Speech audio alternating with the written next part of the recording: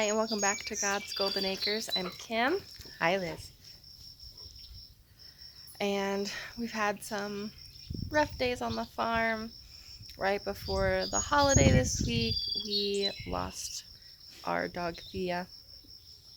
She had been having um, some behavioral issues with hyperactivity, losing weight. It was all connected to cancer and brain tumor. And it was unfortunately time for her to go this week. We did have to make the choice to put her down because she was getting kind of possessive of me. She was losing her memory. And she was getting between me and our other dog. Then like sticking kind of just very close to me with the kids. And it was no longer a safe environment for her or for anyone else. So we had to put her down this week. The kids are doing okay. I'm doing okay. She was my first dog. She's actually the reason I found out I was pregnant with my first child. I was feeding her in the garage because we were potty training and she poops like right after eating. And so I fed her and then we would immediately go for a walk so she would poop in the correct spot. And she wouldn't eat that morning. So my husband had teased me about being pregnant right before, and I was like, oh no, that's impossible. I got my wisdom teeth out the day I ovulated because I have ovulation pain, so I know. I was like, I got my wisdom teeth out. I had surgery. Like, there's no way. You know, and we were going to start trying soon. I was going to start prenatal vitamins actually the next month. But he was just teasing me about it because he's like, things are just a little different. Like, you know, like, you're acting weird. And I was like, whatever. And then my dog was like sitting on my feet and like kind of being kind of possessive like she was there at the end. But, you know, there was constant possessiveness and just she thought something was weird about me. So I was like, okay, maybe there is something to this. So because she wouldn't eat, I had taken a test. Because, you know, when you're married, you might sometimes have tests lying around if you're unsure, if you don't use hormonal birth control or something, of course, and we didn't and hadn't been. So I had, you know, tested like 6 months before that and had like 2 extra tested. Well, you know, it was positive.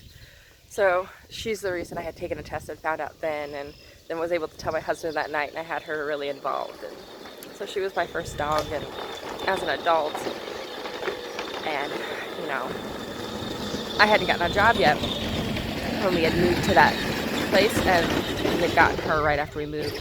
So we decided I was going back to work because I wanted to be a stay-at-home mom with these crazy kids. And so I was walking her 3 to 4 times a day and training her, especially with her breed being high-strung. And she was real good. You know, I was very pregnant, which granted I only made it to 33 weeks with Caden. So, but right before he was born, you know, very pregnant. I'm so much pain. Little hindsight 2020, with all my kids, I had liver problems. Didn't know it until my third. I could literally put my whole weight on this dog. And she would just like hold me and like help me sit in a position that was comfortable, that took pressure off my liver. So, like, she was a fantastic dog, and it's so sad. Her mom died early too. We don't think they were lying to us. We think it was just they didn't know that she had cancer with like her thyroid or pituitary gland, because her mom jumped over a fence and got her collar stuck while the owners were gone and was unable to be saved. And I was like, I bet if we would have compared Thea and this her mom's activity, they would have been the same. So I think there was a genetic component to her cancer, which is really, really sad. But we're doing okay. It's life. It's life on a farm, and animals live shorter lives than us. I'm thankful for the 6 years that we had with her, and the kids have been praying like almost every night for being thankful for Thea and having her in our lives. And you know, she's with us on our property under a big shade tree over on the back past to the pasture, and they like that we have a place to remember her. And even though we don't have a like grave marker, it's like that tree is the grave marker, and it's not going to come down anytime soon. It's a really healthy tree. So there are tough times on the farm, and I'm sad for surezies. Mom! Yeah, buddy? There's another ear of corn. There's another ear of corn? Cool. Kids are always want your attention, right? Oh. So our other dog is doing okay too. She looks for her, she whines, and she's trying to befriend the cats. The one thing Thea couldn't do is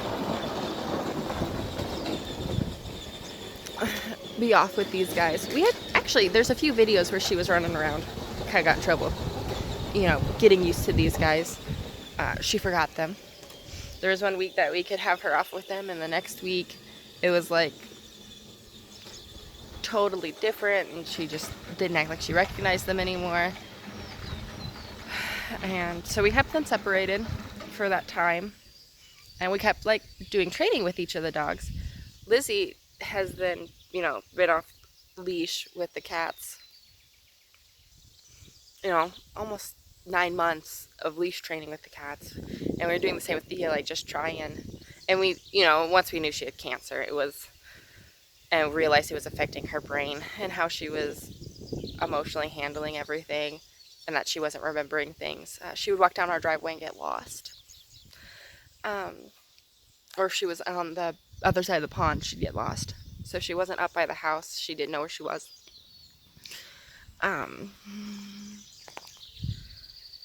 So we knew that she was forgetting things, and that, you know, that affects how you can handle things, and how aggressive, and aggressive isn't necessarily the right word, how defensive you can be when you're losing your memory. There isn't necessarily aggressive animals.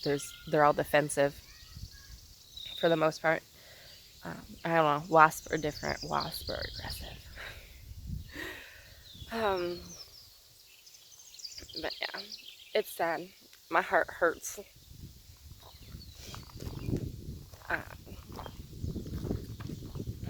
So, and there are sad days, you know, and you can get this close to chickens or pigs. We do keep, like, our pigs will name like pork chop and ribs to help with the confusion and make some distance. But like breeder pigs, you know, I want to name the female breeder Suey, because Suey, and then Andrea wants to name the male breeder Chris, because he'll be crispy bacon. Which we'll probably get attached to those animals. So losing your breeders can be sad, especially if you only have one or two. You're not a big farm where you have way too many breeders to get attached. Yeah. So, you know, those are animals we're more likely to get attached to because we'll be dealing with for years. We won't plan on eating them for several years, right? And it does, like, you get attached to certain animals on the farm, and their deaths affect you. My dad says as you get older, it gets easier. And he says he has so many responsibilities to, like, me and my sisters, to his grandchildren, that he doesn't have the space. Like, it gets easier because that space is taken up by more people. My dad's a hermit, though. So he really does have a smaller bubble of people that he has a very close relationship with. So it's like us, our mom, 2 friends, which he lost one of those friends recently,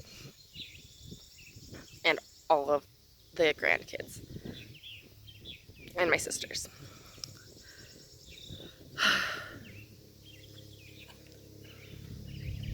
May, if you're gonna cough up a hairball, don't do it at me. What is with that? If you watched a video a couple weeks ago, you were saying that the cat tried to spit a hair wall up on me. Helicopter's going over. I don't know if you can hear it. Sometimes they're super loud, sometimes they're not, but we're right in the path from the small hospital to the big hospital.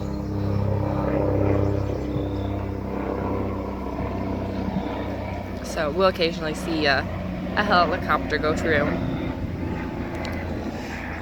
But yeah, there's been rough times on the farm, and just a little update, kind of get my feelings out about it.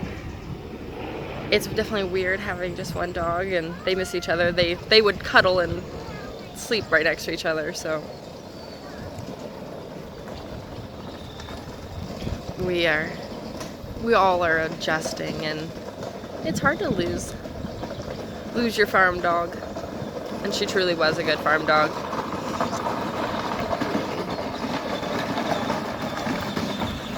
Well, thanks for being with us today. Later this week I will have a garden update for you, and we will then also show you deblossoming strawberries and go over the importance of that. So, God bless.